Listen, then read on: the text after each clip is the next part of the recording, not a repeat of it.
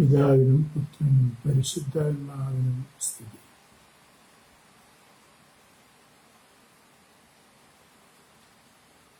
യേശുക്രിസ്തുവിൽ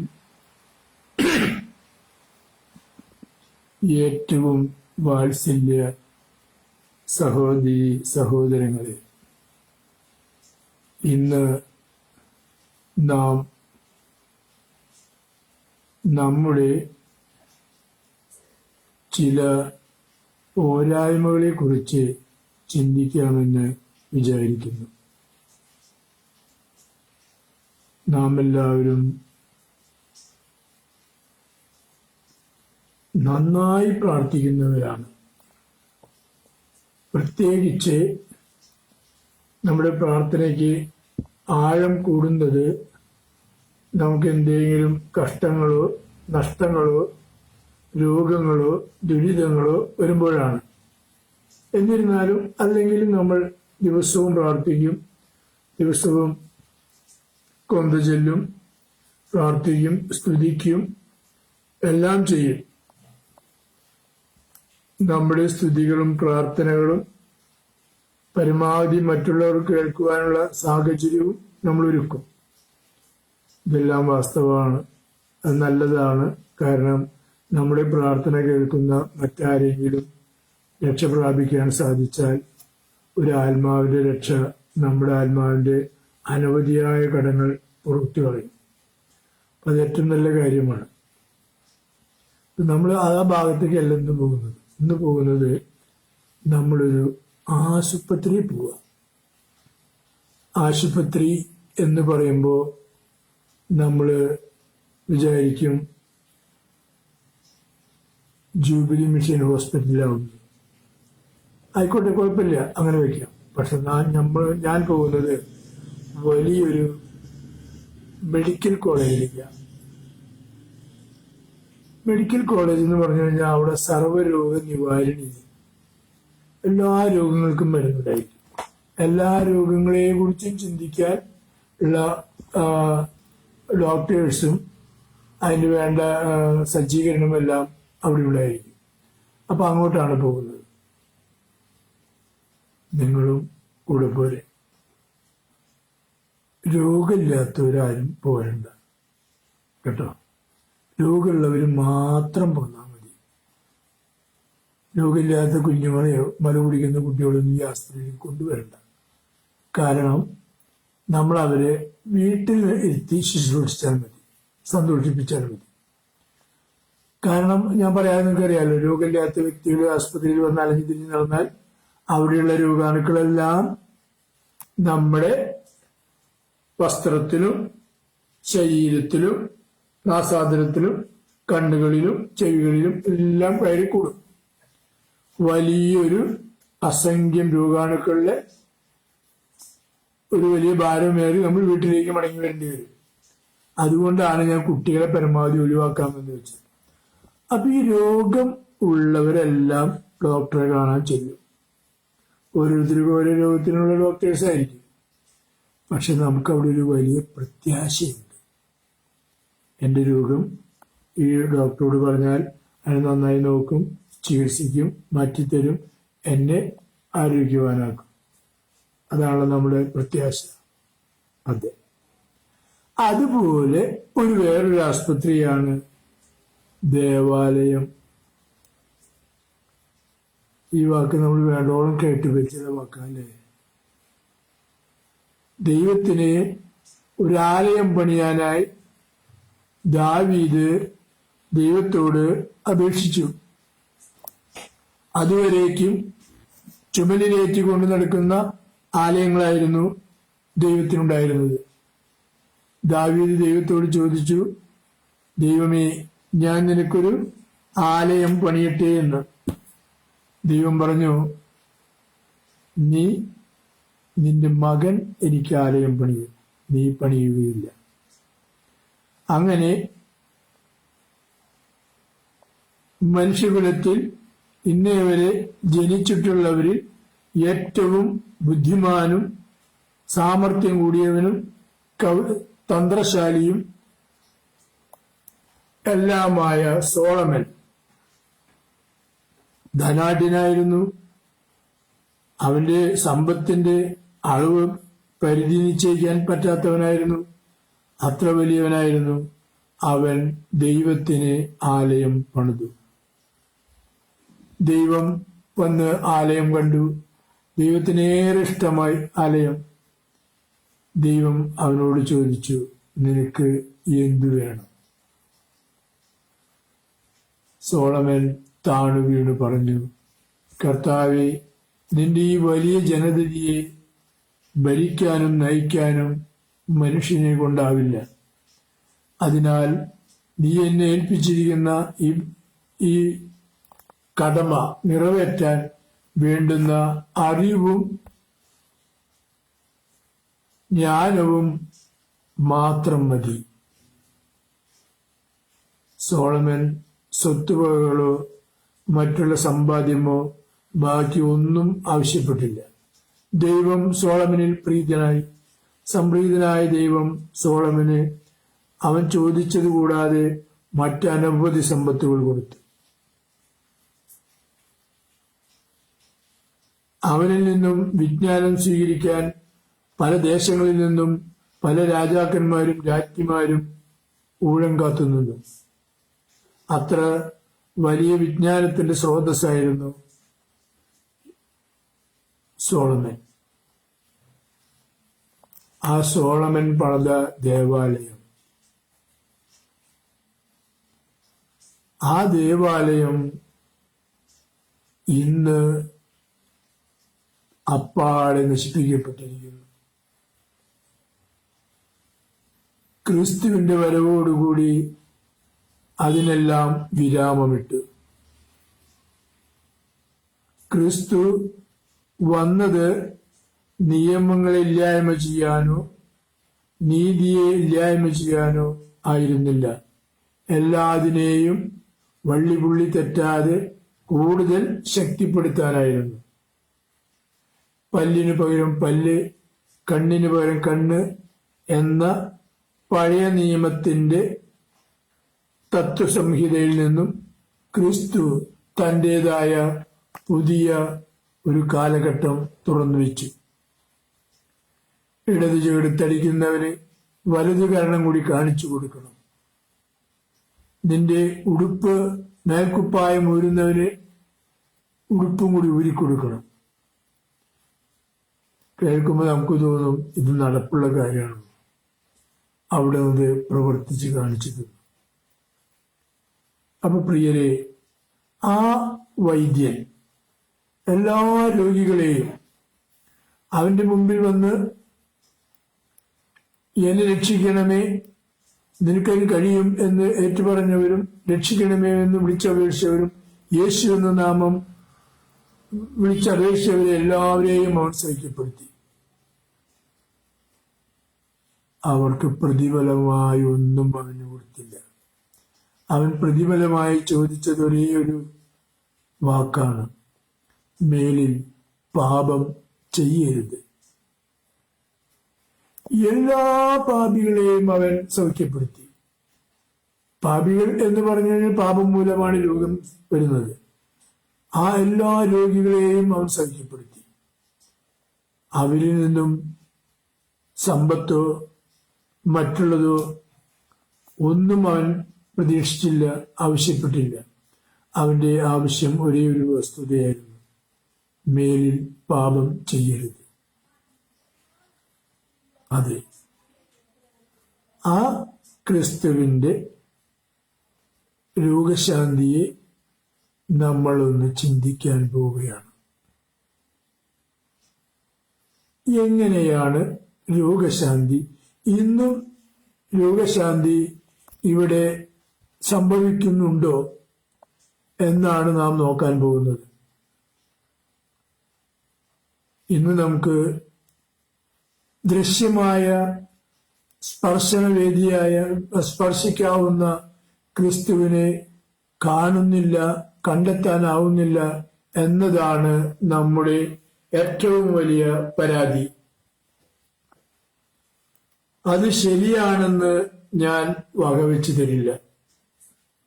കാരണം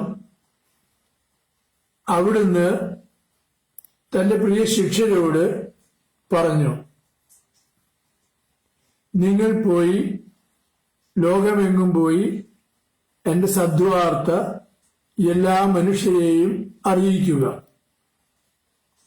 വിശ്വസിക്കുന്നവരെ പിതാവിന്റെയും പുത്രന്റെയും പരിശുദ്ധാത്മാവിന്റെയും നാമത്തിൽ ജ്ഞാനസ്നാനം നൽകുക.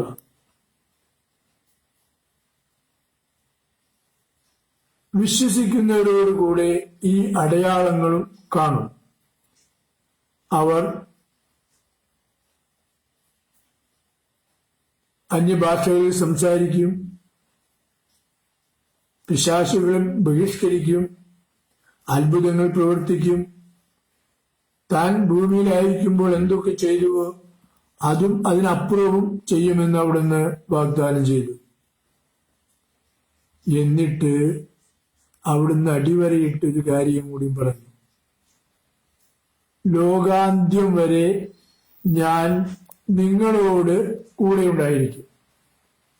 അതിന് നമ്മുടെ അടിയിൽ 2 വര വരയ്ക്കണം. നമ്മുടെ ഹൃദയത്തിൽ കയറാത്തൊരു വസ്തുത. കാരണം നമ്മുടെ ഹൃദയത്തിൽ കയറാത്തതിന് കാരണമുണ്ട്. നമ്മുടെ ഹൃദയം വേറൊരാൾ സ്വന്താക്കിയിട്ടുണ്ട്. തെറ്റിയിരിക്കണ്ട മക്കളല്ലാട്ടാ.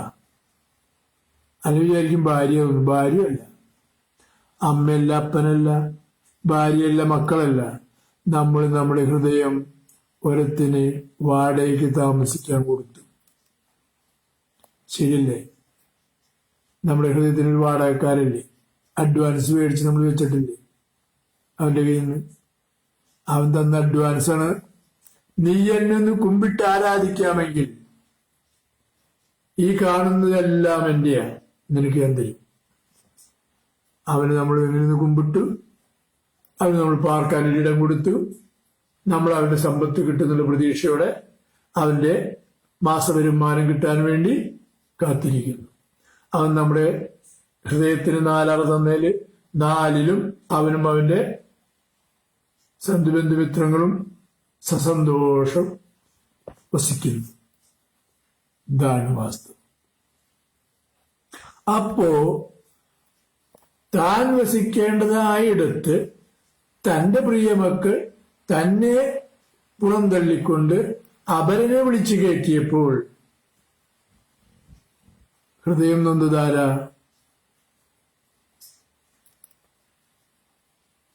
കർത്താവ് ഹൃദയം നൊന്ത് പുറത്തു നിൽക്കുക.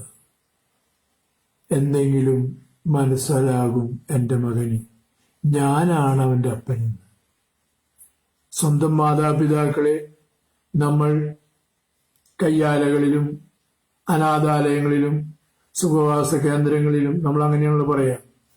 അപ്പനെ ഞാൻ സുഖവാസ കേന്ദ്രത്തിലാക്കിയിട്ട് അപ്പനമ്മയ്ക്ക് 2 കുപ്പി കള്ളു കൊടുക്കും, കളിക്കാൻ ചീട്ട് കൊടുക്കും. ഞാൻ എൻ്റെ കണ്ണുകൊണ്ട് കണ്ടതാ പറയുന്നതാ.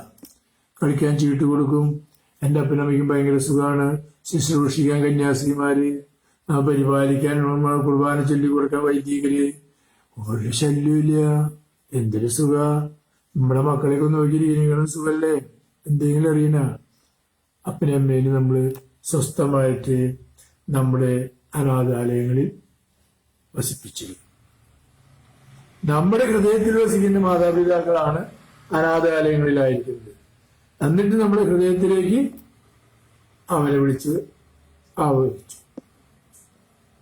അവിടെ തന്നെ സംഭവിക്കുന്നത്. മക്കളെല്ലാം അമേരിക്കയിലാണ്. കേരളത്തിന്റെ സ്ഥിതിയാണിപ്പോ. മക്കളൊക്കെ അമേരിക്കയില് 2 അമേരിക്കയിലാണ്. ആണ് UK-ല്, പെണ്ണ് അമേരിക്കയില്, അല്ലെങ്കിൽ ആണ് ഖത്തറില്, അല്ലെങ്കിൽ പെണ്ണ് ഇവിടെ. എന്തുണ്ടായി? എന്തെങ്കിലും ഗുണമുണ്ട? 2 ഇവിടെ കിടന്ന് മരിച്ച് ചീഞ്ഞ് നാറിക്കഴിയുമ്പോഴാണ്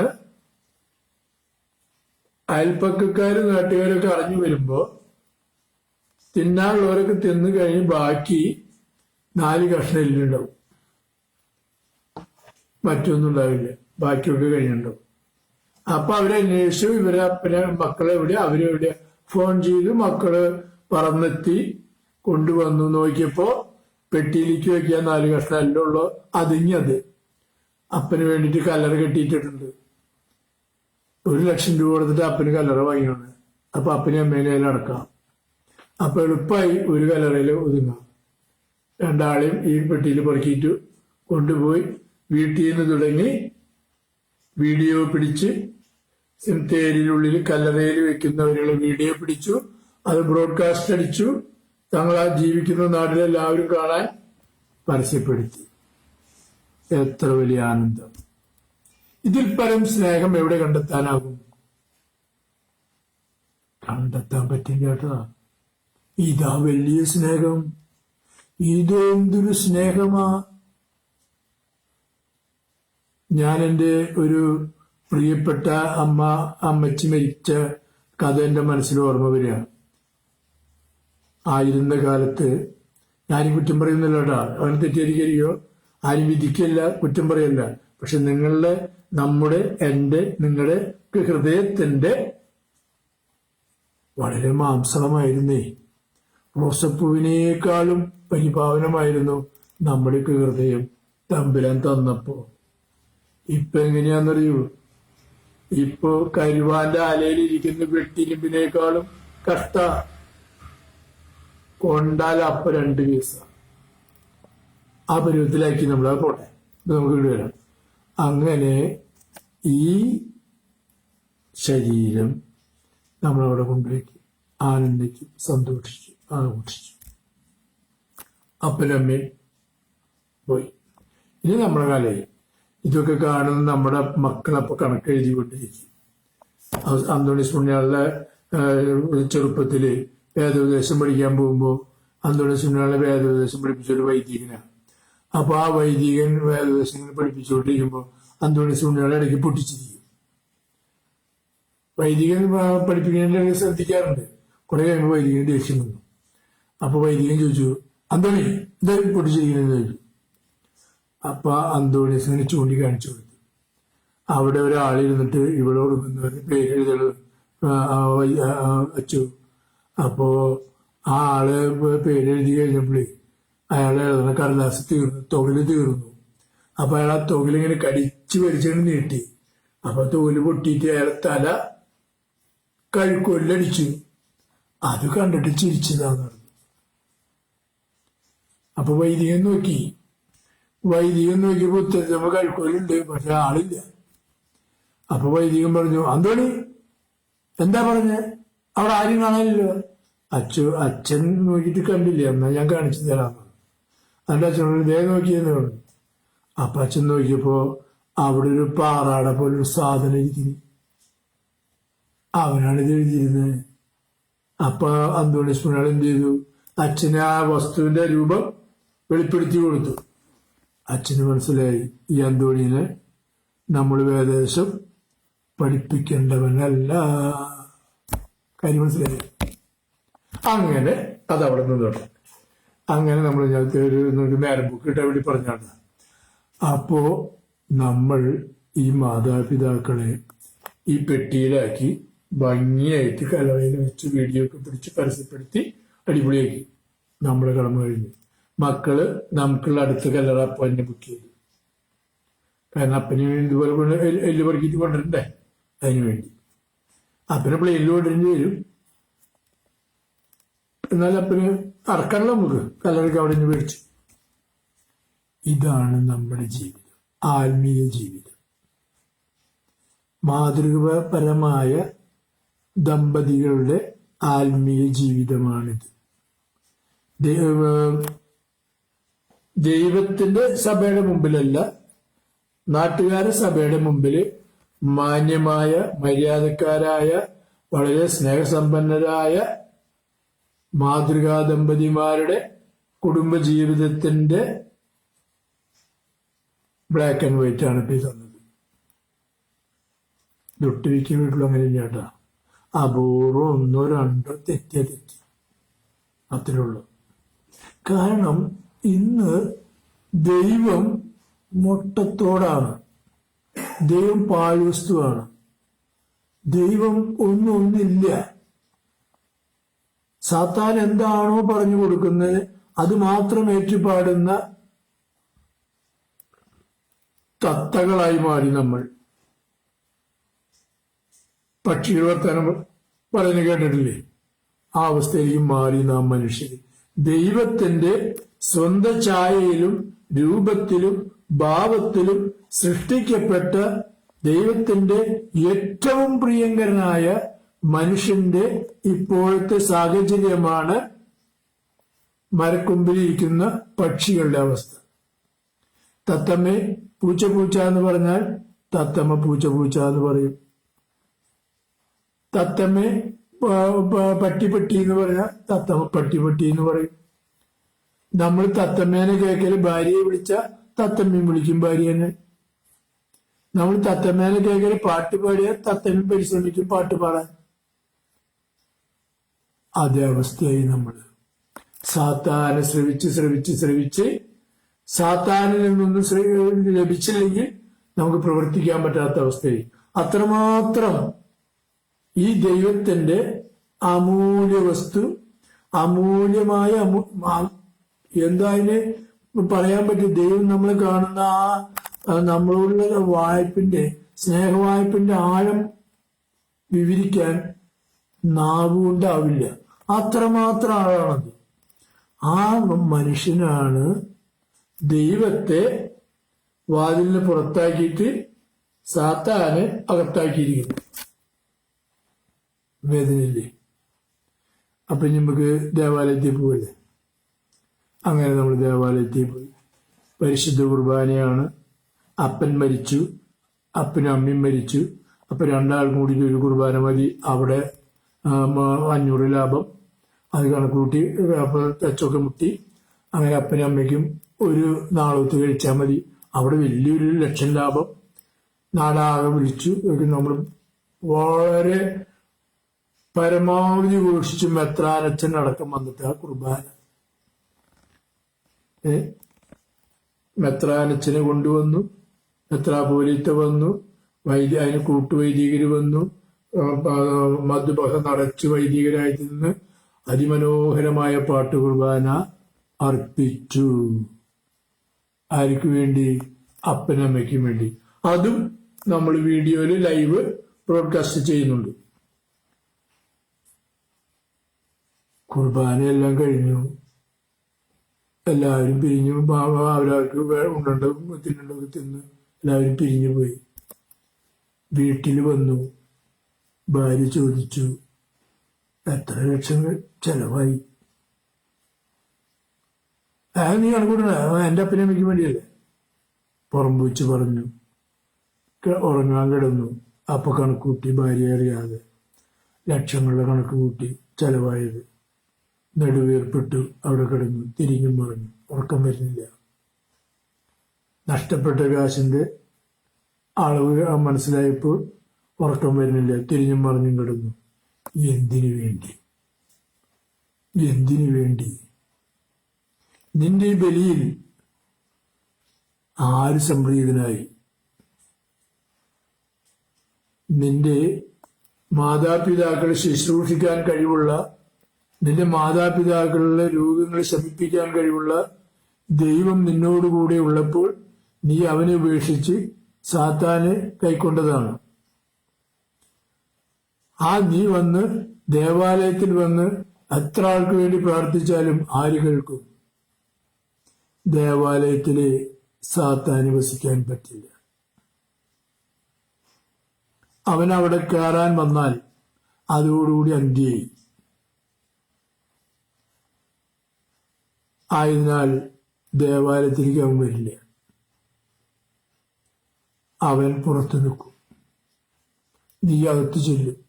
പക്ഷെ നിന്നെ അവിടെ സ്വീകരിക്കാൻ ആരും ഉണ്ടാവില്ല. നീ ബലിയർപ്പിക്കുന്നത് കാറ്റിൽ കൊട്ടുന്നത് പോലെയായിരിക്കും. ഒരു കൈ വീഴ്ചയും പിടിച്ച് കാറ്റിൽ വീശിയാൽ ശബ്ദമുണ്ടാവില്ല. 2 കൈ വേണം. വെള്ളത്തിൽ പേനെടുത്ത് എഴുതിയാൽ കാണാൻ പറ്റില്ല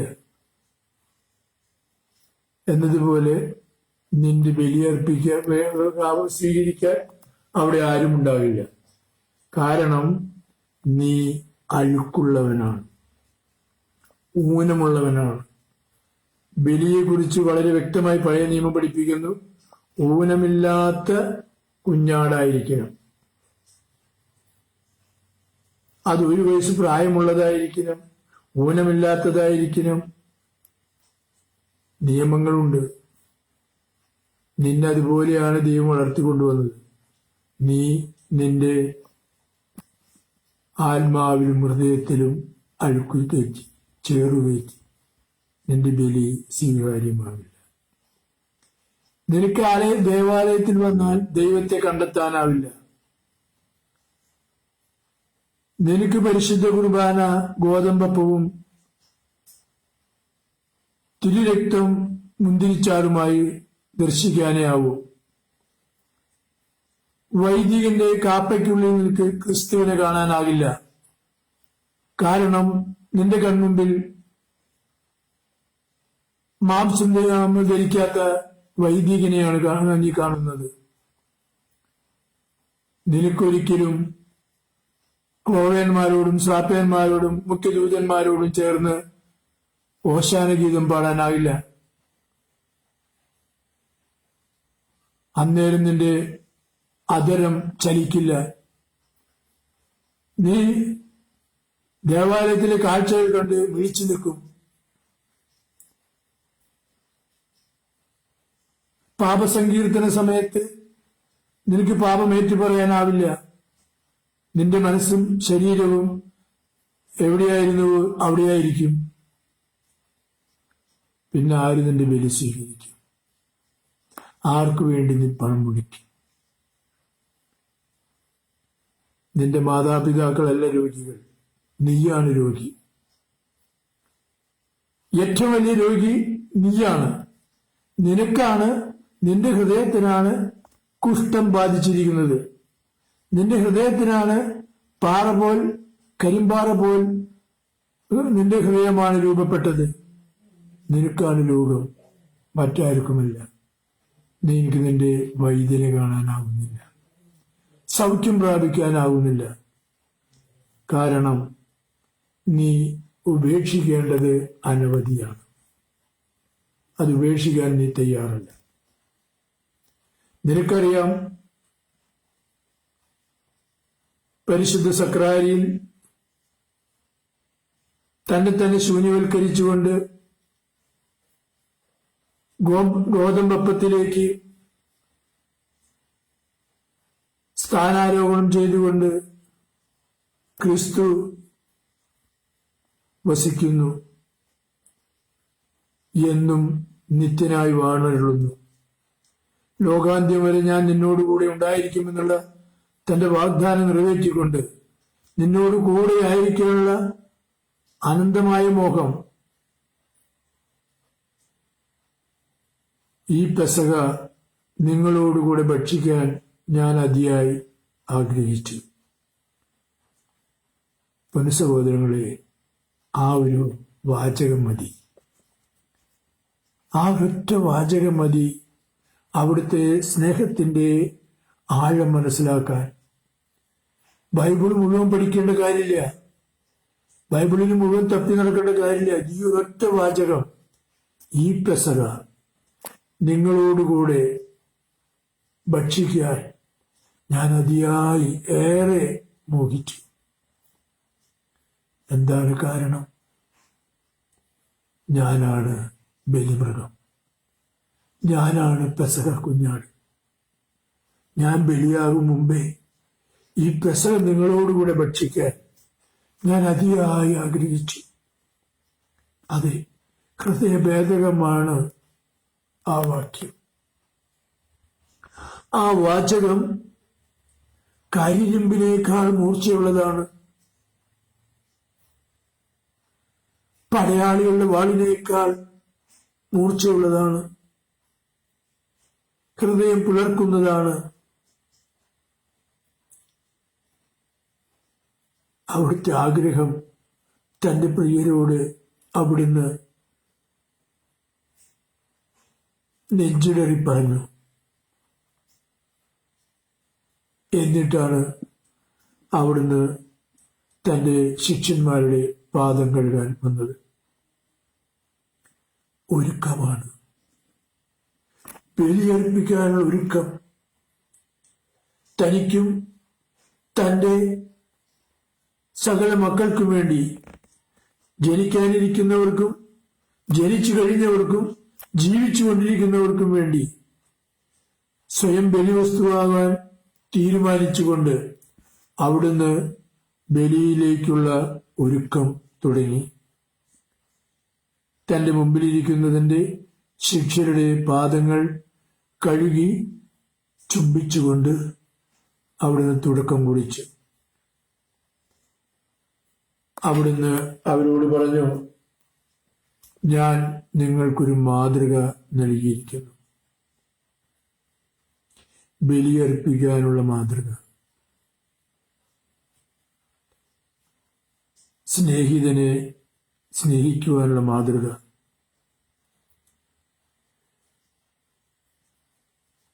ഗുരു ശുശ്രൂഷകനാണെന്നുള്ള മാതൃക. ഗുരു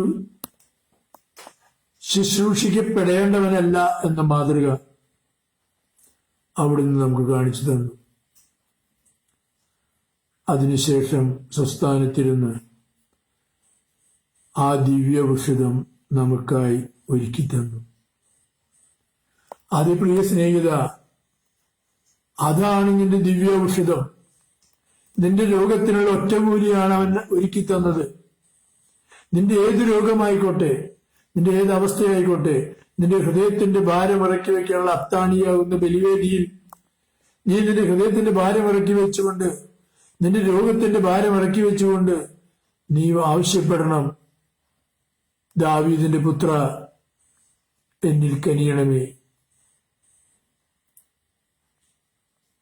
കുഷ്ഠരോഗി വന്ന് നിലവിളിച്ചു, നിനക്ക് മനസ്സുണ്ടെങ്കിൽ എന്നെ ശുദ്ധനാക്കാൻ കഴിയും. അവിടുന്ന് അവന്റെ മുഖത്തേക്കൊന്ന് നോക്കി, അവന്റെ കണ്ണിലെ രക്തത്തുള്ളികൾ കണ്ടപ്പോൾ അവിടുന്ന് പറഞ്ഞു, എനിക്ക് മനസ്സുണ്ട്, നീ ശുദ്ധനായിരിക്കുക. അതെ, അപ്പോഴാണ് നിനക്ക് ആ ദിവ്യ ഔഷധം ലഭിക്കുന്നത്. നിന്റെ സർവ്വരോഗ നിവാരണത്തിനുള്ള ഒറ്റമൂലിയായ ദിവ്യ ഔഷധം അവന്റെ ശരീരവും രക്തവും. അവനാണ് കൽപ്പിച്ചത്, എന്റെ ശരീരം ഭക്ഷിക്കുന്നവനിൽ ഞാനും, എന്റെ ശരീരവും രക്തവും ഭക്ഷിക്കുന്നവനിൽ ഞാനും വസിക്കുന്നു. ഞാൻ വസിക്കുന്നിടത്ത് എന്റെ പിതാവും വസിക്കുന്നു.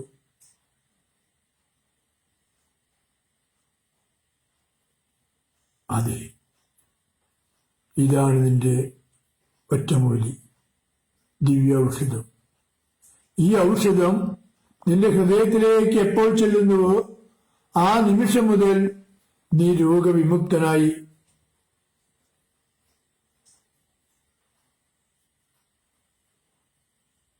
നിന്റെ മനസ്സിന്റെ ബോധ്യമാണ് നിന്റെ ആശ്വാസം.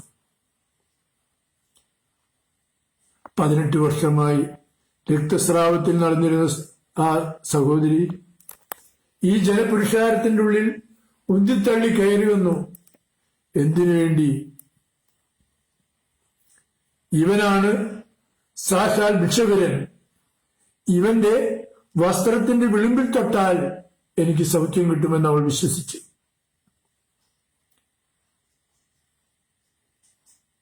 അവൾ അവനോട് എന്റെ രോഗാവസ്ഥയല്ല വിവരിച്ച്, അവളുടെ ജനങ്ങളുടെ കൂട്ടത്തിൽ തള്ളി വന്ന് അവന്റെ ആ വസ്ത്രത്തിന്റെ വിളുമ്പിലാണ് ഒന്ന് സ്പർശിച്ചത്. അവൾക്ക് ബോധ്യമുണ്ടായിരുന്നു, ഞാൻ അവന്റെ വസ്ത്രത്തിൽ സ്പർശിച്ചാൽ എനിക്ക് സൗഖ്യം കിട്ടുമെന്ന്. അത്രമാത്രം ദയാനിധിയാണ് അവനെന്ന് അവൾ അറിഞ്ഞിരുന്നു. അറിയണം. അതെ, നീ അവനെ അറിയണം. അറിഞ്ഞാൽ പോരാ, നീ വിശ്വസിക്കണം. വിശ്വസിച്ചാൽ പോരാ, നീ അവനെ സ്വീകരിക്കണം. അറിയണം, വിശ്വസിക്കണം, സ്വീകരിക്കണം. പ്രതിഫലം നിത്യജീവനാണ്, നിത്യരക്ഷയാണ്. ഇതിനേക്കാൾ വലിയ ഭിക്ഷുകരൻ എവിടെയുണ്ട്? ഇതിനേക്കാൾ വലിയ ഒരു മെഡിക്കൽ കോളേജ് എവിടെയുണ്ട്? പിന്നെന്തുകൊണ്ട് നീ പതറിപ്പോകുന്നു? എന്തുകൊണ്ട് നീ അവനുമായി കൂടിയാലോചിക്കുന്നില്ല? എന്തുകൊണ്ട് നീ അവനെ തള്ളിപ്പറയുന്നു? പ്രിയ മക്കളെ, പ്രിയ സഹോദരങ്ങളെ, പ്രിയ സഹോദരിമാരെ, നിങ്ങളൊക്കെ ഒത്തിരിയേറെ പ്രാർത്ഥിക്കുന്നവരാണ്. പ്രാർത്ഥിക്കാൻ അറിയാത്തവരായ എന്നെപ്പോലെയുള്ള അനവധി ആളുകൾ അപ്പുറത്തുണ്ട്. നിങ്ങൾ പ്രാർത്ഥിക്കുമ്പോൾ ഞങ്ങൾക്കും വേണ്ടി പ്രാർത്ഥിക്കണേ.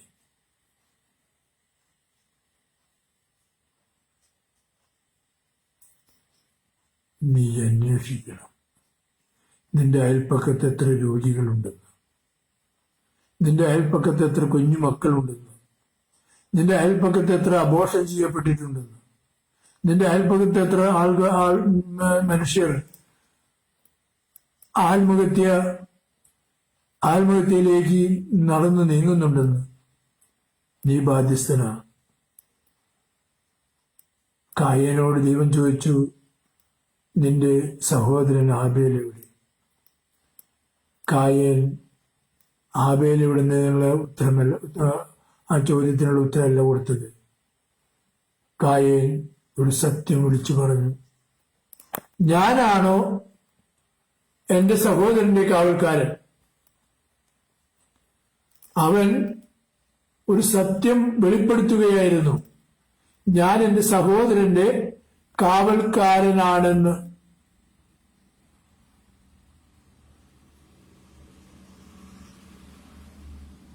കാര്യം മനസ്സിലാക്കണം.